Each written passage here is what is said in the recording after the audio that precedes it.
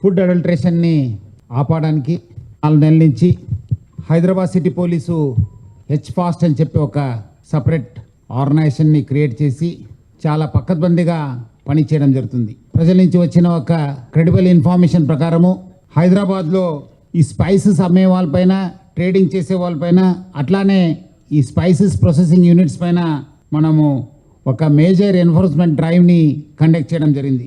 చాలా పెద్ద ఎత్తున అడల్ట్రేషన్ను, అట్లానే మిస్ బ్రాండింగు, అట్లానే చాలా వయలేషన్స్ని ఫుడ్ సేఫ్టీ అండ్ స్టాండర్డ్స్ కింద ఈ పబ్లిక్ హెల్త్కి చాలా హానికరమైన విషయం బయట రావడం జరిగింది. 13 ఫుడ్ బిజినెస్ ఎస్టాబ్లిష్మెంట్ని, ఇండిపెండెంట్ బిజినెసెస్ని చెక్ చేయడం జరిగింది. వీళ్ళందరూ కూడా స్పైసెస్లో ప్రొక్యూర్ చేసి, ప్రాసెస్ చేసి హోల్సేల్గా మరియు రీటైల్గా అమ్మేవాళ్ళు.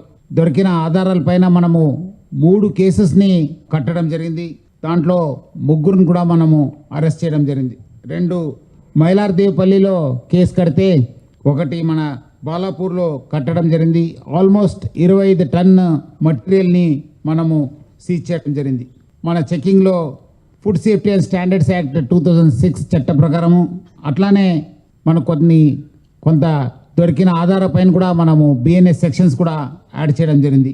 ఇంప్రాపర్ లేబలింగ్ ఉండింది, మిస్ బ్రాండింగ్ ఉండింది, అట్లానే వాళ్ళు చేసే ఒక టెక్నిక్ కూడా చాలా డిసెప్టివ్గా ఉండేది.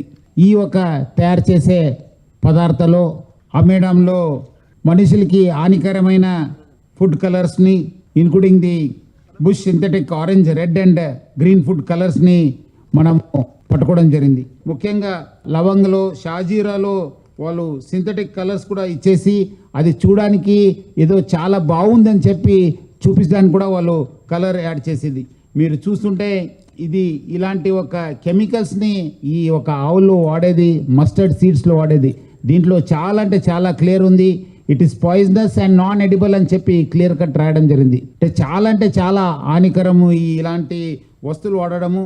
ఫుడ్ సేఫ్టీ ఆఫీసర్స్తో కలిసి ఈ సీజ్ చేయడం జరిగింది మెటీరియల్. మనము వాళ్ళందరితో కోఆర్డినేట్ చేసి, అట్లానే మనము ఈ food safety and standards act 2006 ప్రకారం ఏమేమి వయలేషన్స్ ఉన్నాం దాన్ని అన్ని కేసెస్ కూడా మనము ఫసాయి యాక్ట్ 2006 కింద కట్టడం జరుగుతుంది.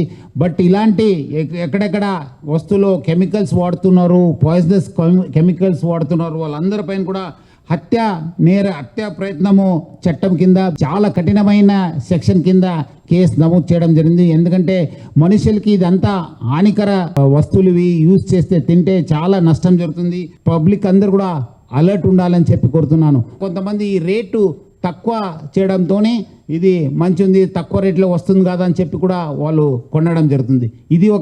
ఇది ఏదో తక్కువ రేట్లో వస్తుంది, మనము బాగుంటుందని చెప్పి అనుకోవద్దు. మీరు ఒరిజినల్ వస్తువులను పట్టుకోండి, బ్రాండెడ్ వస్తువులను తీసుకోండి, బ్రాండెడ్ షాప్కి వెళ్ళి తీసుకోవాలని చెప్పి కోరుతున్నాను.